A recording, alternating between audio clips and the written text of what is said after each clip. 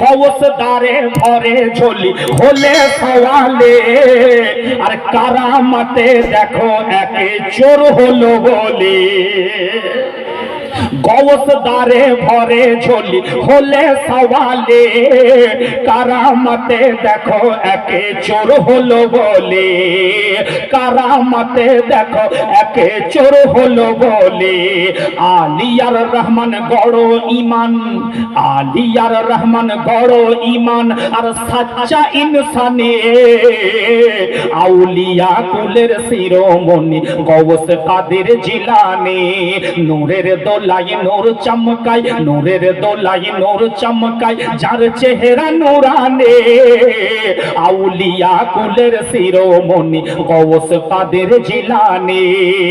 আল্লাহুম্মা সাল্লি আলা সাইয়্যিদিনা মাওলানা মুহাম্মদ ওয়া আলা আলি সাইয়্যিদিনা মাওলানা মুহাম্মদ সাল্লাল্লাহু তাআলা আলাইহি ওয়াসাল্লাম। বিরাদরানে মিল্লাত ইসলামিয়া, একটা কথা ইয়াদ রাখবেন, একটা কথা ইয়াদ রাখবেন, পৃথিবীর জমিনে ইসলাম ধর্ম সন্ত্রাসের দ্বারা প্রচার হলো না, ইসলাম ধর্ম উগ্রতার দ্বারা প্রচার হলো না, ইসলাম ধর্ম সন্ত্রাসবাদ উগ্রতার দ্বারা প্রচার হয় না। পবিত্র ইসলাম ধর্ম মানবতার দ্বারা প্রচার হয়েছে। কেমন? দয়ার নবী রাহমাতাল লিল আলামিন শফিউল মুজনাবিন নবী আমার পবিত্র মসজিদে বসে রয়েছেন, পবিত্র মসজিদে অবস্থান করেছেন। নবী আমার সাহাবী রাসূলদের সামনে খেতাবাত করেছেন, নবী আমার সাহাবী রাসূলদের সামনে বক্তব্য রাখছেন, নবী আমার সাহাবী রাসূলদের সামনে লেকচার দিচ্ছেন, নুরানি খেতাবাত করেছেন, কথোপকথন করেছেন। এমন সময় একজন আরব বেদুইন লোক আমার নবীর সামনে এসে মসজিদে পেশাব করতে আরম্ভ করলো।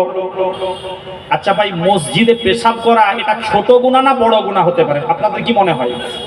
বড় গুনাহ, গুনাহে কবিরা, গুনাহে কবিরা।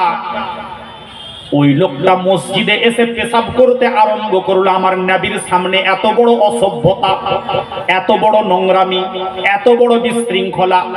অন্যান্য সাহাবীগণ ওই লোকটার প্রতি এত নারাজ হলেন, বিরক্ত হলেন, অসন্তুষ্ট হলেন।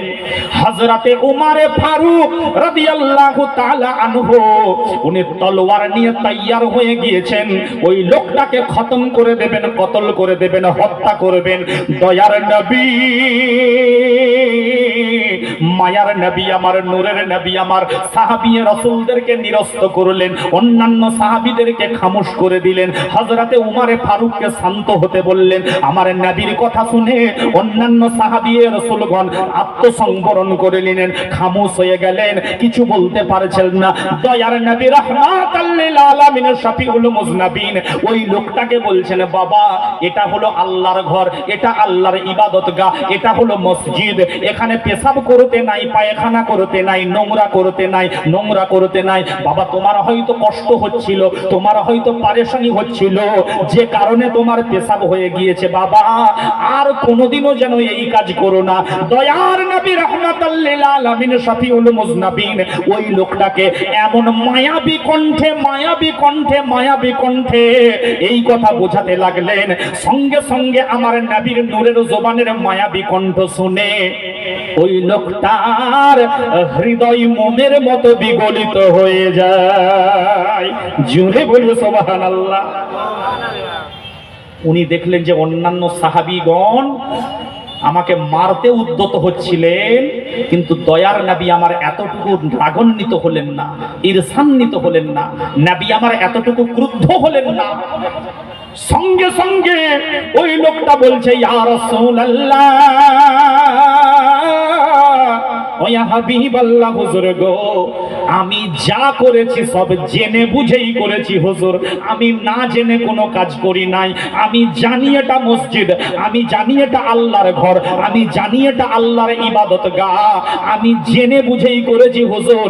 ইয়া রাসূলুল্লাহ, আপনাকে ওয়ামা আরসালনাকা ইল্লা রাহমাতাল লিল আলামিন বলা হয়েছে। আপনি নাকি আসমানের জন্য রহমত, আপনি নাকি জমিনের জন্য রহমত, আপনি নাকি চন্দ্র সূর্যের মুসলিমদের জন্য রহমত, আপনি নাকি তারকারাজির জন্য রহমত, আপনি নাকি মানব দানবের জন্য রহমত। ইয়া রাসূলুল্লাহ, আপনি সত্যি রাহমাতাল লিল আলামিন কিনা এটা আমি পরীক্ষা করার জন্য এসেছিলাম। আমি মনে মনে চিন্তা করেছিলাম আমি মসজিদে ইচ্ছা করে পেশাব করব, মসজিদকে ইচ্ছা করে নাপাক করব। যদি নবী আমার প্রতি ক্রুদ্ধ হয়ে যান তাহলে আমি উনাকে রাহমাতাল লিল আলামিন মানব না। যদি আমার প্রতি নবী অসন্তুষ্ট হয়ে যান আমি তাহলে উনাকে রাহমাতাল লিল আলামিন মানব না। ইয়া রাসূলুল্লাহ ও ইয়া হাবিবাল্লাহ, হুজুর গো, আপনার কাছে এই রকম ব্যবহার পেয়ে, এই রকম ব্যবহার পেয়ে আমার হৃদয়টা বিগলিত হয়ে গিয়েছে। ইয়া রাসূলুল্লাহ, আমার অন্তরে হেদায়েতের আলো জ্বলতে আরম্ভ করেছে। হুজুর গো, আমি এখনই গোসল করে পাক হয়ে আসছি। হুজুর গো, আপনার ওই নূরের হাতে, আপনার নবুয়াতের হাতে, রিসালাতের হাতে হাত দিয়ে আমি আজকে তওবা পড়ে, তওবা পড়ে, তওবা পড়ে, দ্বীনের কলমা শরীফ পড়ে হুজুর গো ঈমানদার হতে চাই। মনে রাখবেন, ইসলাম ধর্ম সন্ত্রাসের মাধ্যমে প্রচার হয় না, ইসলাম ধর্ম উগ্রতার মাধ্যমে প্রচার হয় না, ইসলাম ধর্ম মানবতার মাধ্যমে প্রচার হয়েছে, ইসলাম ধর্ম ধৈর্যের মাধ্যমে প্রচার হয়েছে, ইসলাম ধর্ম ত্যাগের মাধ্যমে প্রচার হয়েছে।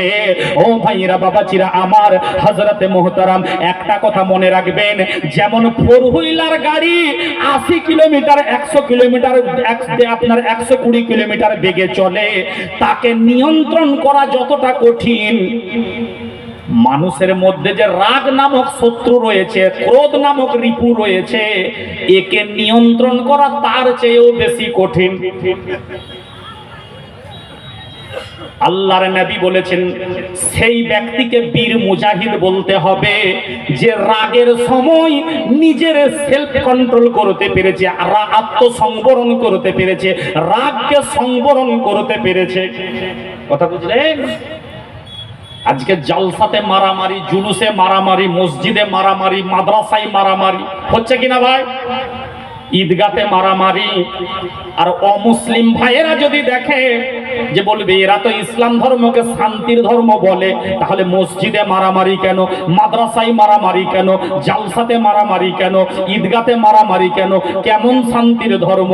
ও ভাইয়েরা বাবাজিরা আমার, আমরা অবশ্যই নবীর চাহনেওয়ালা, নবীর মাননেওয়ালা, আমাদেরকে কাজ কর্মে মাননেওয়ালার প্রমাণ দিয়ে যেতে হবে কিনা বলু? হ্যাঁ কিনা?